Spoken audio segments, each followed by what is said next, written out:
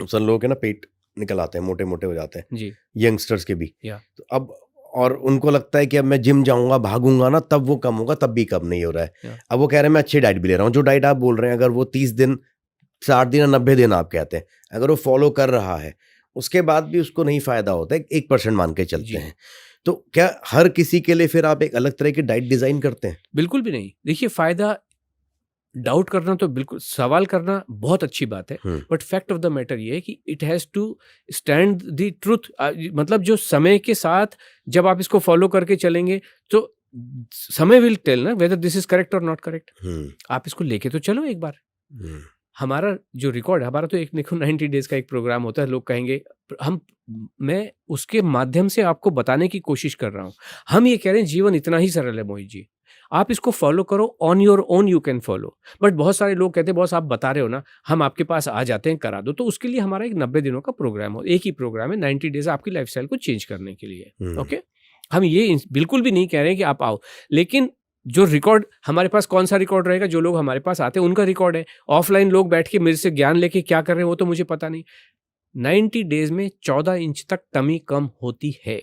14 inch tummy, आप समझ सकते हो कि 14 इंच का रिडक्शन किसका होता है? 8-9 इंच तो देखो, रिकॉर्ड तो रिकॉर्ड ही होते हैं, बट 8-9-10 इंच तो हर प्रोग्राम में, हर 90 डेज़ के प्रोग्राम में लोगों का कम हो ही रहा है। ये टेस्टिमोनियल्स हैं आपके पास? टेस्टिमोनियल्स एग्जिस्ट कर रहे हैं, और वीडियो के फॉर्म में, क्योंकि पूरी दुनिया से लोग जॉइन कर रहे हैं, तो सब लोग अपना वीडियो बोलते हैं कि भाई मेरा, जब मैंने शुरू किया था तो मेरा ये टमी साइज है, आज जब 90 डेज के बाद में मेरा ये टमी साइज है, and this is what is available. Records भी अवेलेबल है, डेटा भी अवेलेबल है पूरा। और सर जो थोड़ा सा ऑफ ट्रैक जाऊंगा मैं यहाँ से, जी बहुत यंगस्टर्स में हार्ट अटैक्स हाँ देखने को मिल रहे हैं।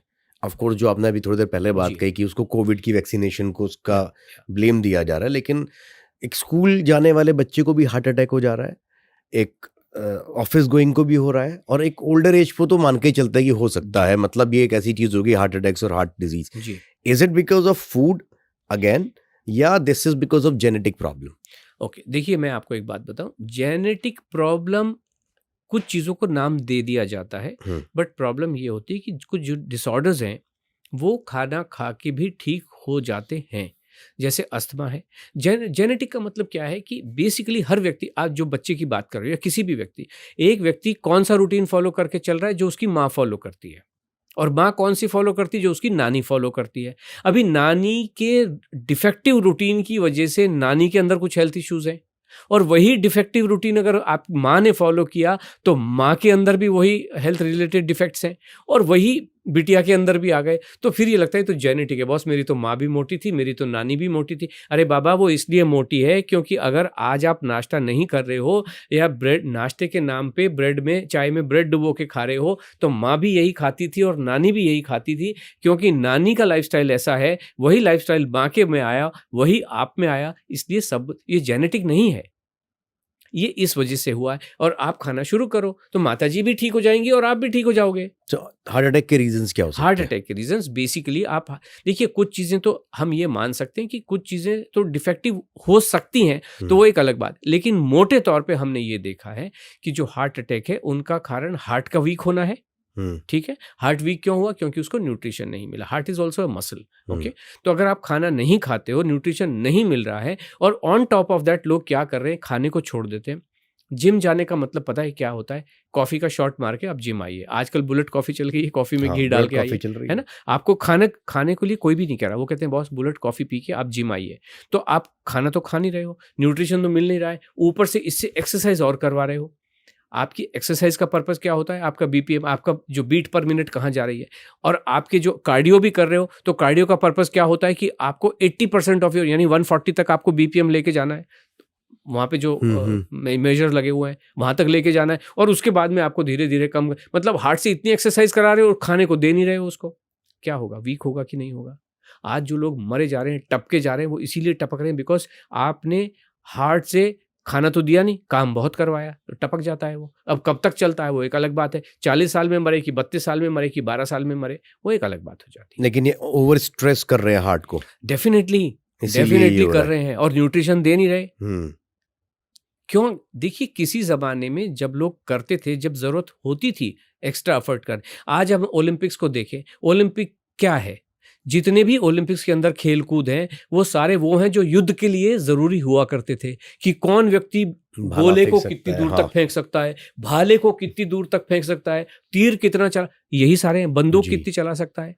ये हॉकी वॉकी तो बाद में जुड़ी, लेकिन ओरिजिनली जितने भी, और इस वजह से क्या होता था, ये सारे के सारे राजा एक प्रतियोगिता करते ही थे। हमने भी अपने किस्से कहानियों में सुना है, किताबों में पढ़ा है कि राजा ये करते थे, और जो व्यक्ति उसके अंदर में नंबर 1 आता था, जो जीत जाता, कभी शेर से भी लड़वाते थे, और जो जीत जाता था उसको अपने फौज में नौकरी दे देते। आजकल ये पीएसयू वाले नौकरी दे रहे। अभी पीएसयू, अगर फौज और पुलिस वाले किसी धावक को नौकरी दें, दौड़ने वाले को, तो समझ में आता है। ये पीएसयू वाले नौकरी दे, रेलवे वाला नौकरी दे रहा है, किस लिए दे रहा है मुझे समझ में नहीं आता। But anyways, to come to the point, बात ये होती कि उस समय जब जरूरत होती, आज की डेट में आपको ये एक्सरसाइज करके बॉडी बनाने की, मसल बनाने की, फला, क्या आपको बाउंसर बनना है क्या? बॉडीगार्ड बनने वाले के लिए ठीक है कि 4-5 लोगों को पिटाई करनी है, इट्स ओके। बट अगर जाके कंप्यूटर पे ठकर ठकर ही करना है तो जरूरत क्या है मसल बनाने की? डोले शोले लेके क्या जरूरत है? एक्सरसाइज की जरूरत नहीं है कहीं से भी। किसके? बिल्कुल भी जरूरत नहीं है। ये बिल्कुल भी पहली बार जरूरत सुन रहा हूँ सर, बिल्कुल क्योंकि भी हर जरूरत कोई कहता है कि एक्सरसाइज करो। आज की डेट में तो युद्ध भी नहीं लड़े जा रहे हैं ना। हाँ। कौन से तलवार लेके कोई युद्ध लड़ रहा है? हाँ। युद्ध भी तो आज की डेट में कंप्यूटर से ही लड़े जा रहे हैं। यहाँ बैठे और मिसाइल दाग दी, उतना ही सरल है ना। आज से 2000 साल पहले या 500 साल पहले जब इब्राहिम लोदी लड़ रहा होगा तलवारें लेके, तो एक अलग बात थी। आज कौन युद्ध कर रहा है? मसल बनानी क्यों है? तब योद्धा होते थे, और तब जब ये योद्धा होते थे मोहित जी, तब उस समय प्रोटीन का जिक्र सुना कभी नहीं था। ये प्रोटीन का जिक्र तो ये खाली बैठे हुए यूनिवर्सिटी में बैठे हुए जो प्रोफेसर, अरे ये दाल में प्रोटीन होता है, दाल में प्रोटीन, मतलब मूंग में भी प्रोटीन और अरहर में भी प्रोटीन और उड़द में भी प्रोटीन। नॉनसेंस। मैं सर अभी एक शॉट देख रहा था, आई थिंक वो एक सेलिब्रिटी है, राम कपूर, वो बड़े श्रेड हो गए, एकदम से लीन हो गए।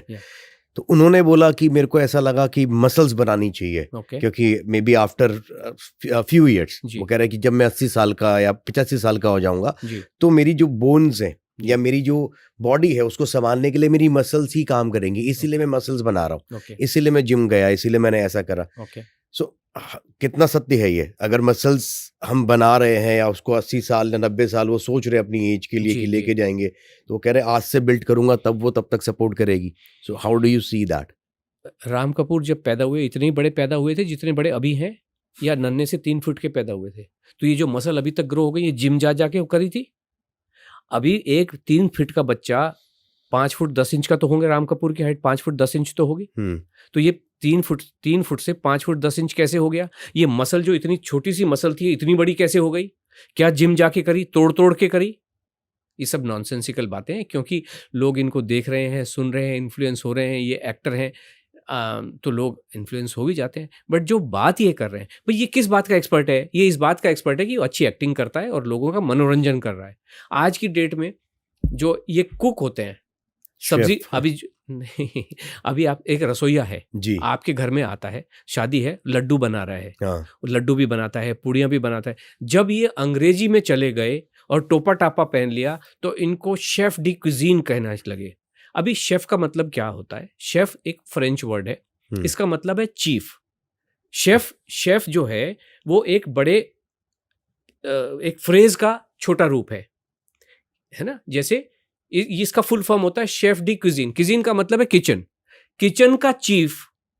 इसका मतलब है कि भाई आप खानसा में हो, सबसे बड़े खानसा में हो, मतलब हेड कुक है, वो हेड कुक है। अच्छा, अब ये हेड कुक अभी असीते शेफ हैंगे जी और शेफ होके टोपी टापी पहन के सब मास्टर शेफ बन के, अब ये खाना बनाने वाला रसोईया वो कह रहा है जी आप ये इसमें ये प्रोटीन है, इसमें लीन प्रोटीन है, इसमें ये ऐसी। अबे भाईजान, आप खाना बनाने के लिए वो बना दो ना खाना, क्यों एनालाइज कर? इनके तो करिकुलम में भी नहीं होता ये बात। अगर है भी तो वो करिकुलम इटसेल्फ इज फॉल्टी ना।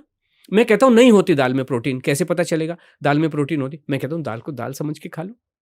अभी रसोइये भी बताने लगे अंग्रेजी में अपने तमगा लगा के, और खाना तो बनता नहीं, मतलब दाल ही तो बनानी है तो दाल बना। अभी उल्टी सीधी बात। Anyways, to come to the point, हर व्यक्ति ऐसा ज्ञान देने की कोशिश कर रहा है जो उसका सब्जेक्ट नहीं है, और अगर है भी तो उनके पास में उस चीज को टेस्टिमोनियल तो कोई नहीं है किसी के पास भी। राम कपूर क्या करते हमें पता नहीं, अभी वो कर भी रहे हैं कि नहीं पता नहीं। बंद दरवाजे के पीछे आप ओपनली करो ना, आप उस जो आपका ज्ञान है उससे 4 लोग अगर उसको फॉलो करके चल रहे हैं, इम्पोर्टेंट तो ये है कि ये जो जनता आज मोटी हुई जा रही है, जो तबीयतें खराब हुई जा, इनका कौन कल्याण करेगा?